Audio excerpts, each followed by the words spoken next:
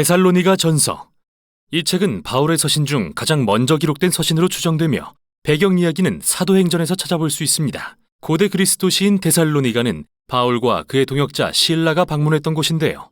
그들이 그곳에서 예수님에 대한 복음을 전한 지 단 한 달 만에 많은 유대인과 그리스인들이 예수님께 충성을 바치게 됩니다. 그래서 그들은 이곳에 최초의 교회 공동체를 개척하게 되었죠. 그런데 문제가 발생했습니다. 바울이 부활하신 예수님을 세상의 진정한 주로 선포하자 의심을 사게 된 것인데요.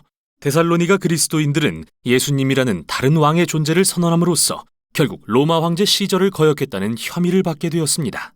이로 인해 박해가 너무 심해지자 바울과 실라는 급기야 그 도시로부터 피신할 수밖에 없었습니다. 그곳의 교인들을 너무도 사랑했던 이들에게는 고통스러운 일이었죠. 그래서 바울은 디모데로부터 데살로니가 교인들이 무사한 것은 물론이고 이처럼 극심한 박해 속에서도 잘 성장하고 있다는 보고를 듣고 나서 그들과 다시 연락을 취하려는 목적으로 이 서신을 쓰게 되었습니다. 그는 이 서신을 두 개의 주요 부분으로 구성했는데요. 전반부에서는 예수님에 대한 그들의 신실함을 칭찬하고 후반부에서는 예수님을 따르는 자들로서 계속 성장하기를 도전합니다. 그리고 이 두 부분은 세 개의 기도로 둘러싸여 있는데 서신의 도입부는 감사의 기도로 시작됩니다. 그리고 두 부분은 하나의 기도를 통해 연결되고 종결부의 마지막 기도로 서신 전체가 마무리됩니다. 참 아름다운 구성이죠. 바울은 데살로니가 교인들이 박해에도 불구하고 보인 믿음과 사랑의 수고와 예수님에 대한 소망으로 인해 하나님께 감사드리며 기뻐합니다. 이어서 그는 우상 숭배자요 다신론자였던 그들이 회심한 이야기를 꺼냅니다. 그들의 문화에는 그리스와 로마 신들을 숭배하는 제도와 관습이 삶의 모든 영역에 속속들이 침투해 있었는데요. 바울은 그들이 어떻게 우상들을 버리고 돌아와서 살아계신 참 하나님을 섬기며 이제는 하나님의 아들이 하늘로부터 오실 것을 기다리고 있는지 이야기합니다. 데살로니가 같은 도시에서 창조주이신 이스라엘의 하나님과 왕이신 예수님께 충성하기로 결심하는 것은 이웃으로부터의 소외와 가족의 적대라는 대가를 요구했습니다. 하지만 데살로니가 교인들은 그들을 위해 죽으신 예수님의 놀라운 사랑과 재림에 대한 소망이 그 모든 걸 가치 있게 한다고 믿었죠. 그 후 바울은 데살로니가에서 벌인 사역과 그곳 사람들과 쌓았던 아름다운 우애를 회고하면서 정말 친밀한 은유적 표현을 사용합니다. 그들은 그를 마치 자녀처럼 대했고 그는 그들에게 마치 어머니요 또한 아버지와 같았다고 말이죠. 그는 우리가 하나님의 복음은 물론 우리의 생명까지도 여러분에게 주기를 기뻐한 것은 여러분을 이토록 사랑하기 때문이라고 말하는데요. 여기서 바울은 우리에게 그리스도인 리더십의 본질은 힘과 영향력을 갖는 게 아니라 건강한 인간관계와 겸손한 사랑의 섬김이라는 것을 상기시킵니다. 그는 그들에게 자신이 한 번도 돈을 요구한 적이 없으며 오직 예수님의 이름으로 사랑하고 섬겼다는 것을 기억하라고 합니다. 이어서 바울은 그들이 받는 같은 핍박에 대해 곰곰이 생각합니다. 예수님이 그분의 동족에게 거절받고 죽임당하신 것처럼 지금 바울은 자기 동족 유대인들의 박해에 데살로니가 교인들은 그들의 동족 그리스인들의 적대에 직면하고 있는데요. 바울은 그들이 함께 받는 이 고난이 예수님의 생애와 죽음의 이야기에 동참하는 방법이라는 사실을 알므로써 특별한 위안을 얻게 합니다. 그 후 바울은 데살로니가 교인들이 그와 실라가 피신한 뒤 겪었던 역경에 대해 듣고 나서 고뇌했던 자신의 마음을 나눕니다. 그래서 그는 그들을 지원하고 안부를 확인하기 위해 디모데를 보냈고 돌아온 디모데는 그들이 강건하게 견디고 있다는 기쁜 소식을 전했습니다. 그들은 예수님께 신실했고 하나님과 이웃을 향한 사랑이 가득했으며 바울이 그들을 그리워하는 만큼 그를 간절히 보고 싶어 했죠. 이에 바울은 그들의 인내를 위한 기도로 전반부를 마무리합니다.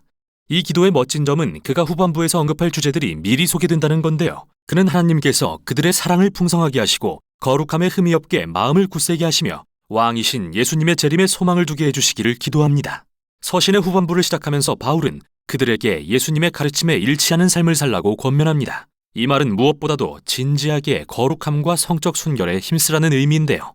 주위에 문란하고 성적으로 유해한 문화와는 달리 그들은 예수님의 가르침을 따라서 서로에게 헌신하는 결혼이라는 언약관계의 안식처에서 성의 아름다움과 능력을 경험해야 합니다. 하나님은 성적인 죄악을 심각하게 여기시며 바울은 그것은 사람들과 그들의 존엄성을 더럽히고 파괴한다고 말하죠. 또한 예수님을 따른다는 것은 다른 사람을 사랑하고 섬기는 헌신을 의미합니다. 바울은 그리스도인은 그 도시에서 정말 열심히 일하는 믿음직한 사람으로 알려져야 한다고 가르치는데요.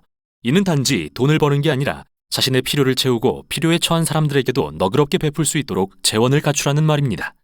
이후 바울은 데살로니가 교인들이 예수님의 재림에 대한 미래의 소망과 관련해 제기했던 여러 질문에 대해 다룹니다. 최근에 데살로니가 교회의 그리스도인 중 몇 명이 아마도 순교를 당해 죽은 것 같습니다. 그래서 친구들과 가족들이 예수님의 재림 때 그들이 어떻게 되는지 궁금해했죠. 그러자 바울은 상실과 슬픔은 존재하지만 죽음조차 그리스도인들을 예수님의 사랑에서 떼어놓을 수 없다는 것을 분명히 합니다. 그분이 왕으로 다시 오실 때 산 사람과 죽은 사람 모두를 그분께로 부르실 것입니다. 바울은 여기서 아주 멋진 이미지를 사용합니다. 당시 로마에 속한 어떤 도시에 황제가 방문하게 되면 그 도시의 사절단이 나와 황제의 도착을 환영했는데 바울은 일반적으로 이를 묘사하는 단어를 써서 왕이신 예수님의 재림에 적용합니다. 예수님 역시 그분의 백성으로 구성된 사절단의 환영을 받으며 오실 것입니다. 그들은 공중에서 주님을 영접해 이 땅으로 호위할 것이며 그분은 이곳에 정의와 평화의 하나님 나라를 세우실 것입니다. 이제 바울은 바로 이 소망이 예수님을 향한 데살로니가 교인들의 신실함의 동기가 되기를 바랍니다. 그래서 그는 황제가 평화와 안보를 제공한다는 저 유명한 로마의 정치적 선전을 조롱합니다. 당연히 로마의 평화란 폭력, 적들의 노예화, 그리고 군사적 점령이라는 방법을 통해 오는 것이었는데요.